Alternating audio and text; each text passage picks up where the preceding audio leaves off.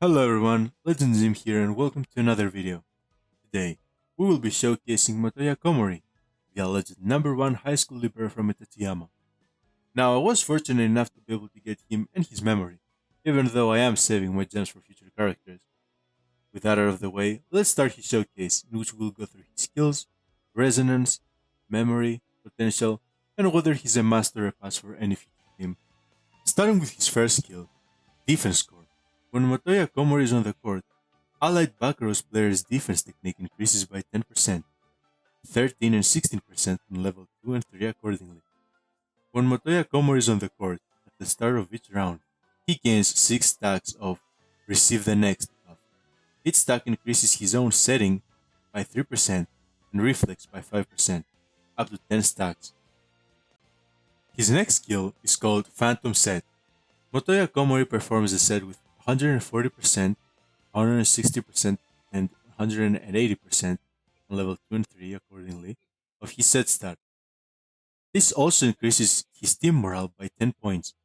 When your side performs the next spike, the spiking player's awareness increases by 15%, lasting for 2 net crossings. So this skill is great for a variety of reasons.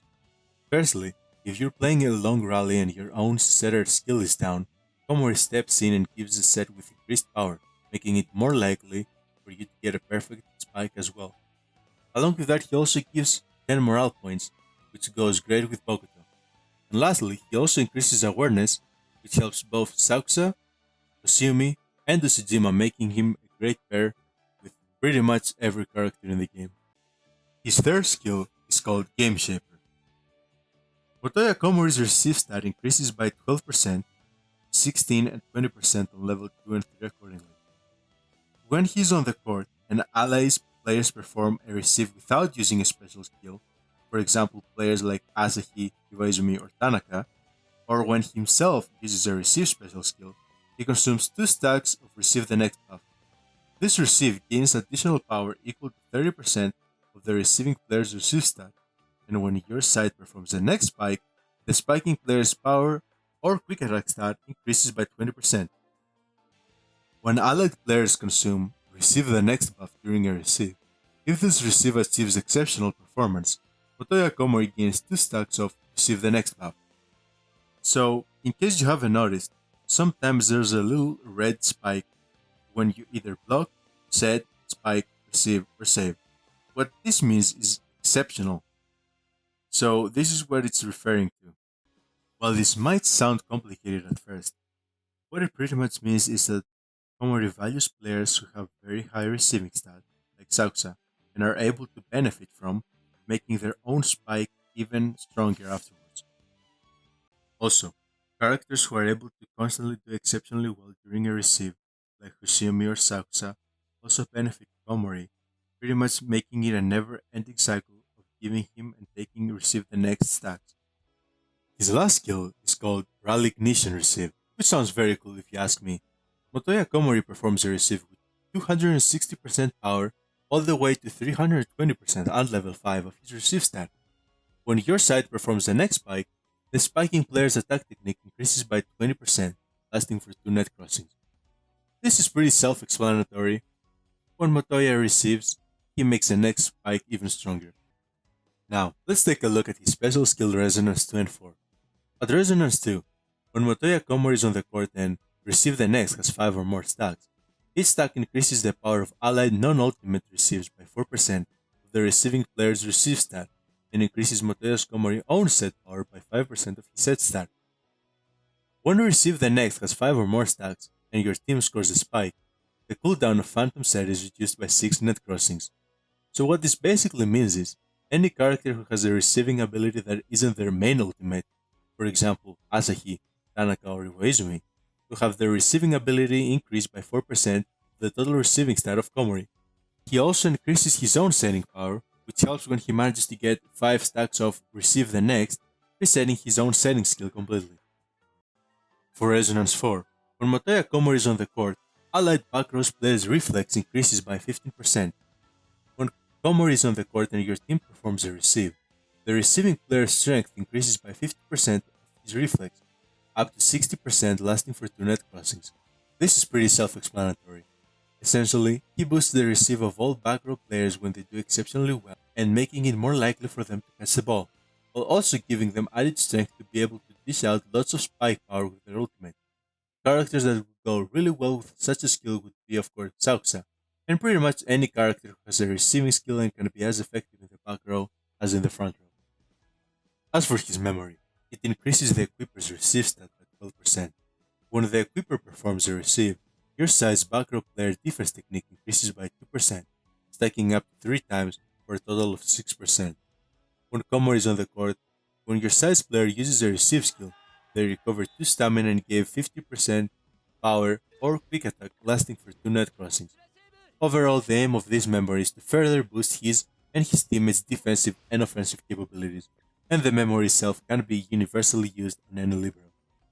Now on to his potential. Since he's a libero who specializes in defense, we want to use Supreme Receive and Assist Receive and combine them into a 4+2 to get the most receiving possible. My choice for any defense character is to always use 4 Assist Receive because Supreme Receive is very situational and you will rarely get value from it. So, for slot 1, you're gonna want to go with Receive.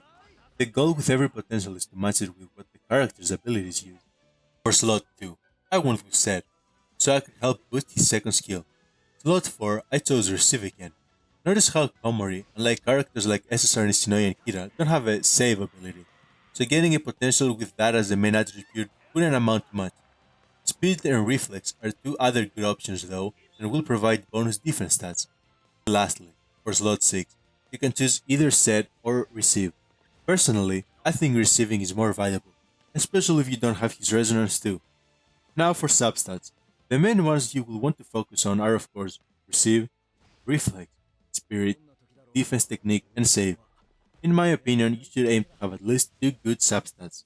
Some might be discouraged to use gold potentials instead of purple ones because they offer a higher rating, even if it has the wrong stat. But a purple one with a really good stat can be just as powerful, so don't ignore them. Lastly, let's talk about his bond. It's quite a strong one. It's with Itachiyama's Wing Spike with Sauxa. Sauxa's power attack increases by 10%, and Komori's receive stat increases by 10%. The big takeaway here is that all players receive a massive 20% in their receive stat as well. Finally, let's look at his gameplay and animation.